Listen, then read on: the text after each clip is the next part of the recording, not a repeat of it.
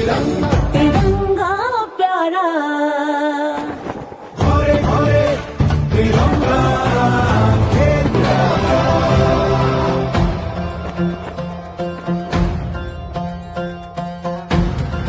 मिटने ना दे मिटना जो जीत लिखी तकदीर भी सोचा जो दिल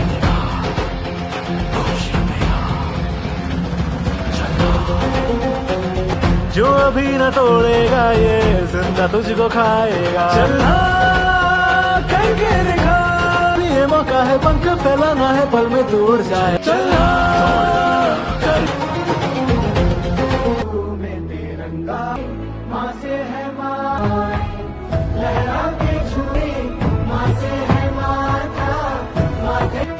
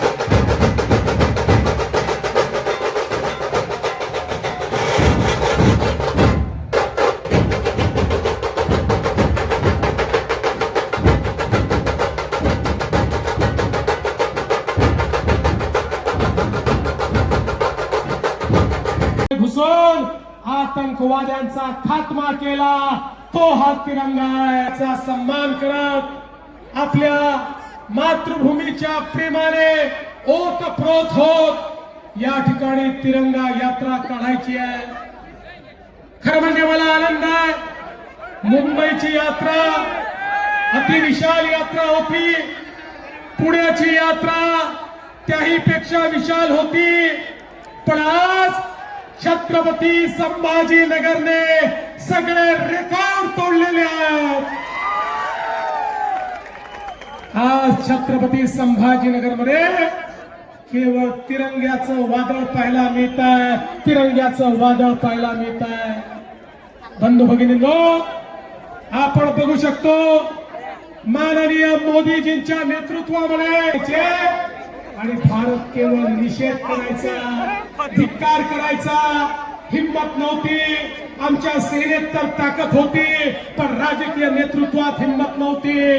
पण मोदीजी आले आणि मोदीजींनी सांगितलं, खबरदार, जर भारतावर वाकडी नजर करून बघाल तो घुसके मारेंगे, घुसके मारेंगे. आणि आमच्या सेनेने घुसून मारून दाखवलं. आज जगातला बलशाली देश म्हणून भारताकडे पाहिलं जातं. आज जगातली चौथी सर्वात मोठी अर्थव्यवस्था म्हणून भारताकडे पाहिलं जातं. 10 वर्षामध्ये ज्या देशाने 25 कोटी लोकांना गरिबीतनं वर आणलं तो देश म्हणजे आमचा भारत देश. अशा प्रकारे या भारताकडे पाहिलं जातं. मोदीजींच्या नेतृत्वामध्ये चंद्राच्या दक्षिण ध्रुवावर आपलं यान उतरवणारा जगातला पहिला देश माझा भारत देश झाला, याचा मला अभिमान आहे. जे अमेरिकेला जमलं नाही, जे जपानला जमलं नाही, ते भारताने करून दाखवलं. आणि म्हणून आज भारत प्रगती करतोय, आपला महाराष्ट्र प्रगती करतोय. 2013-14 साली ज्या महाराष्ट्राची अर्थव्यवस्था 12-13 लाख कोटीची होती, 10-12 वर्षामध्ये आपण ती अर्थव्यवस्था या ठिकाणी 50 लाख कोटी पर्यंत नेली. या महाराष्ट्रामध्ये एक मोठं परिवर्तन झालं. आज आपण पाहतोय मोदीजींच्या नेतृत्वात इतक्या मोठ्या प्रमाणात देश बदलतोय. आणि मराठवाडा तर आज खऱ्या अर्थानं परिवर्तनाच्या वाटेवर उभा आहे. आमचा संकल्प आहे, मराठवाड्याच्या या पिढीने दुष्काळ पाहिला, पण मराठवाड्याच्या पुढच्या पिढीला दुष्काळ पाहू देणार नाही. दुष्काळ मुक्त मराठवाड्याकडे आता वाटचाल चालू झाली आहे. कोकणातलं वाहून जाणारं पाणी गोदावरीच्या खोऱ्यात आणायचं, सांगली कोल्हापूरचं पाणी उजनीच्या माध्यमातून मराठवाड्यामध्ये आणायचं. या मराठवाड्याला सुजलाम सुफलाम करायचं, हा आपला प्रयत्न आहे. आज मोदीजींच्या नेतृत्वात भारताने आपली जागा जगातली सगळ्यात मोठी तिसरी स्टार्टअपची इकोसिस्टीम म्हणून तयार केली. आज भारतामध्ये स्टार्टअपच्या माध्यमातून आमची तरुणाई ज्या प्रकारे काम करते आहे, जगाच्या पाठीवर सर्वात जास्त अनुसंधान आणि इनोव्हेशन आमची तरुणाई या भारतामध्ये करते आहे.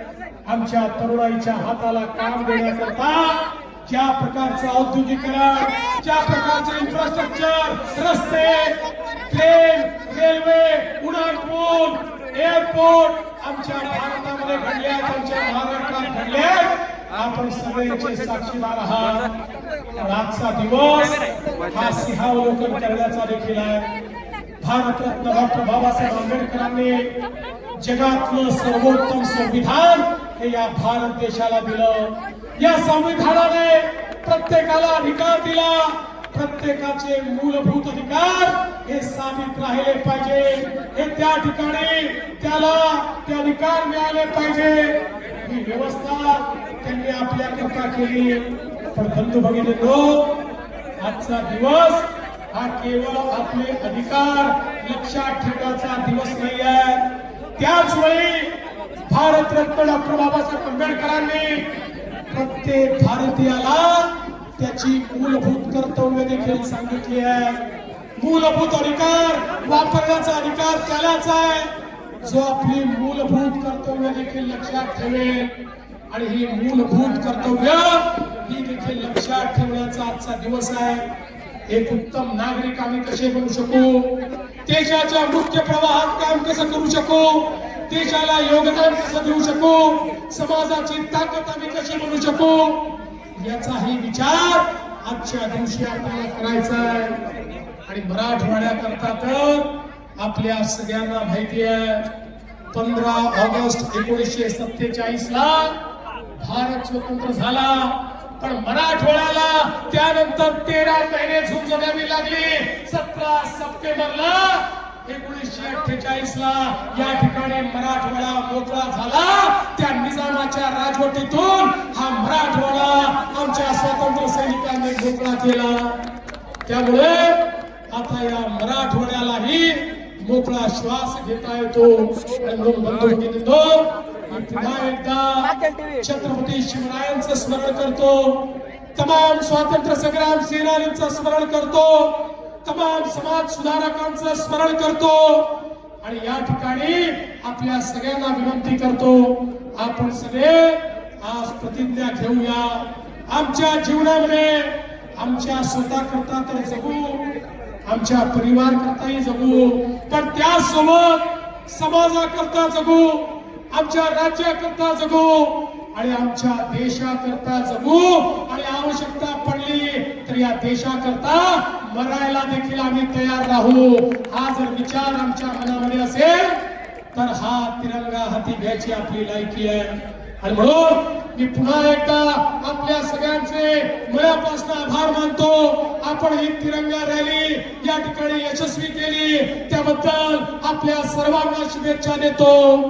आणि जाता जाता आपल्या सर्वांना विनंती करतो, एकदा जोरदार माझ्यासोबत म्हणा, भारत माता की, भारत माता की, भारत माता की. वंदे वंदे वंदे वंदे वंदे मातरम मातरम मातरम मातरम मातरम मातरम. आता राष्ट्रगीत होईल आणि त्या